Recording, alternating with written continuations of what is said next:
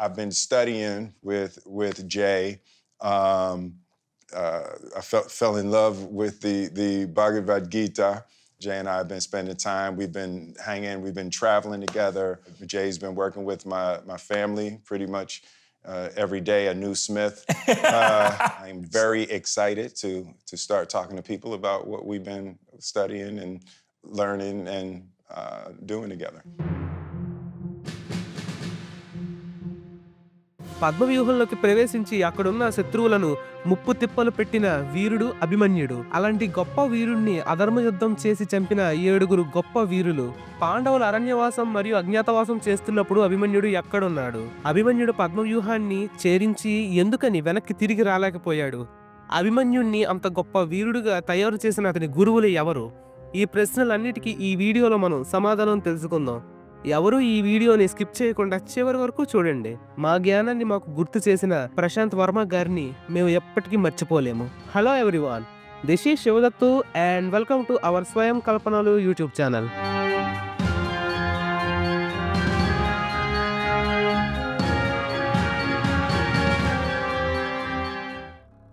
అర్జునుడికి ద్రౌపదికి వివాహం జరిగిన తరువాత అతను సుభద్ర అనే స్త్రీని వివాహం చేసుకున్నాడు. సుభద్ర స్వయాన శ్రీకృష్ణుడి చెల్లెలు. ఒకరోజు అర్జునుడు సుభద్రాదేవికి తనకు తెలిసిన విద్యలన్నిటి గురించి చెప్తున్నాడు. దానిలో భాగంగా ఒకరోజు అర్జునుడు సుభద్రాదేవికి పద్మవ్యూహం గురించి చెప్పడం మొదలుపెట్టాడు. అప్పుడు ఆయన పద్మవ్యూహంలోకి ఎలా ప్రవేశించాలో చెప్పాడు, కానీ బయటకు ఎలా రావాలో ఆయన చెప్పలేదు. ఎందుకంటే సుభద్రాదేవి అప్పటికే నిద్రపోయింది. దానివల్ల అతను ఎలా ప్రవేశించాలో చెప్పాడు గాని తిరిగి బయటకు ఎలా రావాలో చెప్పలేదు. కానీ అర్జునుడి మాటలు అన్ని సుభద్రాదేవి కడుపులో ఉన్న అభిమన్యుడు విన్నాడు. పాండవుల అరణ్యవాసం మరియు అజ్ఞాతవాసానికి వెళ్లిపోయిన తరువాత సుభద్రాదేవి అభిమన్యుడిని తీసుకుని ద్వారకా నగరానికి వచ్చేసింది. అక్కడ శ్రీకృష్ణుడు, బలరాముడు అభిమన్యుడికి గురువులయ్యారు. దివ్యధనుస్సుని అభిమన్యుడికి బలరాముడు కానుకగా ఇచ్చాడు. కట్ చేస్తే కురుక్షేత్ర యుద్ధంలో 13వ రోజు. ఆ రోజు ద్రోణాచార్యుడు పద్మవ్యూహాన్ని సిద్ధం చేసి తన శత్రువుల్ని చీల్చి చెండాడుతున్నాడు. పద్మవ్యూహం అనేది చాలా భయంకరమైన వ్యూహం.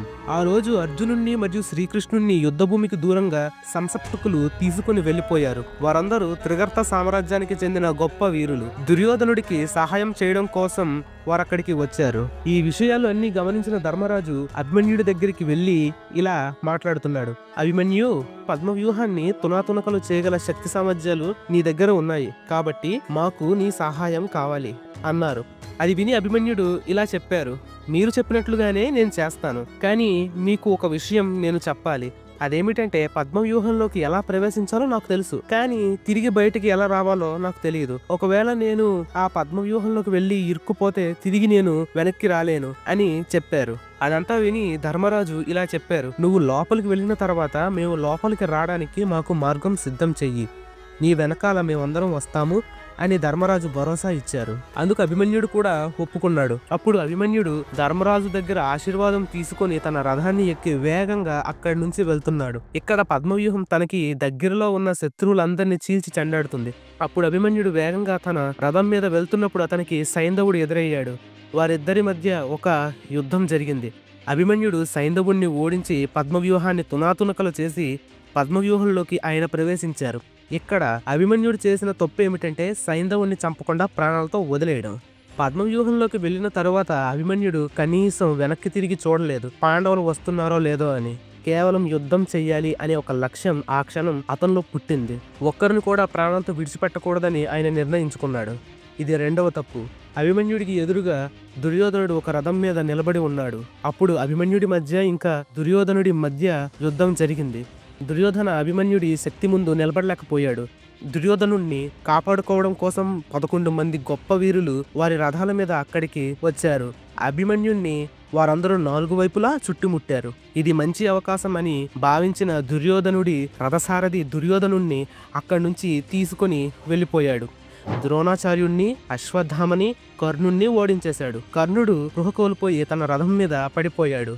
అప్పుడు కర్ణుడి రథసారథి అతన్ని అక్కడి నుంచి తీసుకుని వెళ్ళిపోయారు. మరోవైపు సైంధవుడు పాండవుల్ని పద్మవ్యూహంలోకి వెళ్లకుండా అడ్డుకున్నాడు. పాండవుల్ని ఆపే వరం పరమశివుడు సైంధవుడికి ఇచ్చారు.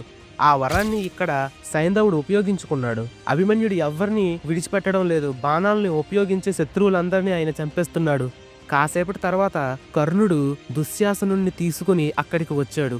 దుశ్శాసనాన్ని చూడగానే అభిమన్యుడికి రక్తం మరిగిపోయింది. బాణాలతో కొట్టి దుశ్శాసన శరీరం అంతా గాయాలు చేశాడు. తరువాత గాయాలు పాలైన దుశ్శాసనుడు అక్కడి నుంచి తన రథసారథి తీసుకుని వెళ్లిపోయాడు. ఇప్పుడు మళ్ళీ కర్ణుడికి మరియు అభిమన్యుడికి మధ్య గొప్ప యుద్ధం చోటు చేసుకుంది. అభిమన్యుడు కర్ణుడి ధనుస్సును, రథాన్ని ఇంకా అతనికి సంబంధించిన ఆయుధాలన్నిటినీ నాశనం చేసేశాడు. కర్ణుడు ఎగిరి నేల మీద పడ్డాడు. ఆ విధంగా అభిమన్యుడు అదే రోజు కర్ణుణ్ణి 2 సార్లు యుద్ధంలో ఓడించాడు. వేగంగా రథాన్ని నడుపుతూ బాణాలను ఉపయోగిస్తూ శత్రువుల్ని చీల్చి చెండాడుతున్నాడు అభిమన్యుడు. అప్పుడు అతనికి మళ్ళీ దుర్యోధనుడు ఎదురయ్యాడు. అప్పుడు దుర్యోధన అభిమన్యుడిని చూసి చాలా చులకనగా మాట్లాడాడు. అభిమన్యుడు ఏమాత్రం ఆలస్యం చేయకుండా బాణాలను ఉపయోగించడం మొదలుపెట్టాడు. ఆ దెబ్బకి దుర్యోధనుడు అక్కడి నుంచి పారిపోయాడు. తన తండ్రిని కాపాడాలనే ఉద్దేశంతో దుర్యోధన కుమారుడు అయిన లక్ష్మణ కుమారుడు అభిమన్యుడికి ఎదురయ్యాడు. లక్ష్మణ కుమార గొప్ప వీరుడు, కానీ అభిమన్యుడంత గొప్ప వీరుడు కాదు. అభిమన్యుడికి మరియు లక్ష్మణ కుమారుకి మధ్య జరుగుతున్న యుద్ధాన్ని దుర్యోధనుడు చూశాడు. అప్పుడు ఆయన తన కొడుకుని కాపాడుకోవాలని నిర్ణయించుకున్నాడు. ఒక పెద్ద సైన్యాన్ని పోగు చేసి తనతో పాటు మళ్ళీ అభిమన్యుడి దగ్గరకు వచ్చాడు. అప్పుడు దుర్యోధనుడు చూస్తుండగానే లక్ష్మణ కుమారుడి తలను అభిమన్యుడు నరికేశాడు. దుర్యోధన తన కొడుకు చావుని చూసి తల్లడిల్లిపోయాడు. ఎలాగైనా సరే వాణ్ణి చంపేయాలి అని ఆదేశాలు జారీ చేశాడు. అప్పుడు ఒకేసారి సైన్యం నలుదిక్కుల నుంచి వచ్చింది, కానీ అభిమన్యుడు ఏమాత్రం భయపడడం లేదు. వస్తున్న ప్రతి ఒక్కరిని బాణాలతో కొట్టి చంపేస్తున్నాడు. సాక్షాత్తు పరమశివుడే వచ్చి యుద్ధం చేస్తున్నాడా అన్నట్లుగా అభిమన్యుడు యుద్ధ భూమిలో చెలరేగిపోతున్నాడు. అప్పుడు శకుని ఈ విధంగా చెప్పారు: ఈ అభిమన్యుడిని అధర్మంగా చంపండి, అన్ని వైపుల నుంచి అతని మీద దాడి చెయ్యండి అని చెప్పారు. అప్పుడు కర్ణుడు ద్రోణుడి దగ్గరకు వెళ్ళి ఇలా అడిగాడు: అసలు అభిమన్యుడిని ఎలా చంపాలో చెప్పండి, లేకపోతే ఇదే మనకి చివరి రోజు అవుతుంది అని అన్నారు. అప్పుడు ద్రోణాచార్య కర్ణుడి వైపు చూసి ఇలా చెప్పారు: అభిమన్యుడి దగ్గర రథం, ధనుస్సు ఇంకా కవచం ఉన్నంత వరకు మనం అతన్ని ముట్టుకోలేం, కాబట్టి ముందుగా వాటిని నాశనం చెయ్యి అని ద్రోణాచార్య చెప్పారు. ఇప్పుడు అభిమన్యుడు అశ్వత్థామతో యుద్ధం చేస్తున్నాడు. అశ్వత్థామ ఉపయోగిస్తున్న అస్త్రాలన్నిటినీ అభిమన్యుడు త్రిప్పి కొడుతున్నాడు. అప్పుడు కర్ణుడు అభిమన్యుడి దగ్గర ఉన్న ధనస్సును విరిచేశాడు. మిగతా మహారథులు అందరూ కలిసి అభిమన్యుడికి చెందిన కవచాన్ని, అతని రథాన్ని, గుర్రాల్ని ఇంకా అతని రథసారథిని కూడా వారు చంపేశారు. ఇప్పుడు అభిమన్యుడి దగ్గర ఏమీ లేవు. నేల మీద పడి ఉన్న అభిమన్యుడు లేచి నిలబడ్డాడు. అతని కళ్ళల్లో భయం లేదు, ఒంట్లో వణుకు లేదు. నేల మీద పడి ఉన్న ఒక కత్తిని మరియు ఒక ఢాలును తీసుకుని అక్కడున్న సైనికులను ఊచకోత కోయడం మొదలుపెట్టాడు. చాలా భయంకరమైన యుద్ధం అక్కడ జరుగుతోంది. అప్పుడు కర్ణుడు బాణాలు ఉపయోగించి అభిమన్యుడి ఢాలును నాశనం చేశాడు. ద్రోణాచార్య బాణాలను ఉపయోగించి అభిమన్యుడి చేతిలో ఉన్న ఖడ్గాన్ని నాశనం చేశాడు. అప్పుడు ఆ యుద్ధ భూమిలో ఉన్న సైనికులు అభిమన్యుడి మీద బాణాల వర్షాన్ని కురిపించసాగారు. తన శరీరంలో బాణాలు దిగి రక్తం వస్తున్నా కూడా అభిమన్యుడు వెనకడుగు వెయ్యలేదు. నేల మీద పడి ఉన్న రథచక్రాన్ని తీసుకొని దాన్ని గిరగిరా తిప్పుతూ వస్తున్న శత్రువుల్ని కొట్టి చంపేస్తున్నాడు. గొప్ప వీరులు అయిన కర్ణ, దుర్యోధన, ద్రోణాచార్య, అశ్వత్థామ, కృపాచార్య, దుశ్శాసన, శకుని వీళ్ళందరూ ఒకేసారి అభిమన్యుడి మీద బాణాల వర్షాన్ని కురిపించారు. ఆ బాణాలు అభిమన్యుడి శరీరం మీద భయంకరమైన గాయాల్ని చేశాయి. అభిమన్యుడి నేల మీద పడి కుప్పకూలిపోయాడు. అతని శరీరంలోంచి భయంకరంగా రక్తం వస్తుంది. కానీ అభిమన్యుడు అతని ఓటమిని ఒప్పుకోలేదు. ఓపిక తెచ్చుకొని పైకి లేవడానికి ప్రయత్నించాడు. అప్పుడు దుశ్శాసన కొడుకు గద తీసుకొని వచ్చి అభిమన్యుడి తల మీద చాలా గట్టిగా కొట్టాడు. ఆ దెబ్బకి అభిమన్యుడు చనిపోయాడు.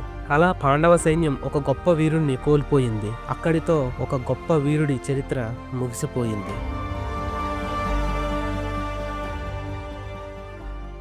సో గాయ్స్, ఈ వీడియోకి ఇంతే. రాబోయే వీడియోల్లో నేను మహాభారతంలో ఉన్న గొప్ప గొప్ప వీరుల గురించి మీకు నేను చెప్తాను. సో మీకు ఈ వీడియో నచ్చితే లైక్ చేయండి, షేర్ చేయండి, మా ఛానల్ని సబ్స్క్రైబ్ చేసుకోవడం మాత్రం మర్చిపోకండి. Thanks for watching.